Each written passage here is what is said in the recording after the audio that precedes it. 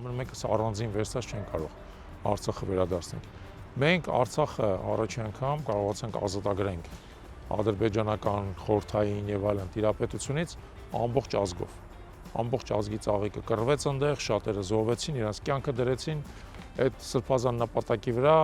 եւ դա տեղի ունեցավ։ Իմիջիայլոց ասում ձեզ, որ ովքեր որ չէին կռվում, այստեղ շարունակում էին, օրինակ Հայաստանում էլ Արցախում մարդիկ բացարձակ շրջափակման պայմաններում էին ապրում ռմբակոծության տակ։ Հայաստանում ռմբակոծություն կար սահմանամերձ շրջաններում, օրինակ Կապանում կամ ենթադրենք Նոյեմբերյանում, Շամշադինում եւ այլն,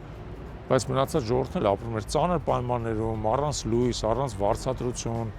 ամբողջ էկոնոմիկան կանգնած էր, որպեսզի մենք կարողանանք Արցախը ազատագրենք։ Իսկն բոլորը համատարած, ովքեր այդ ժամանակ ապրել են Հայաստանում եւ Արցախում, յուրաքանչյուր ինչ-որ բան դրել է այդ զոհասեղանին, որպեսզի մենք Արցախը կարողանանք ազատագրել։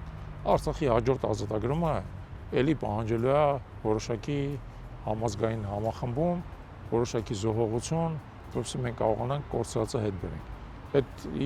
կորցրածը հենց հեշտ չի բերվում։ Նորից էլի այդ պարգևը Աստված տալիս է խիզախների։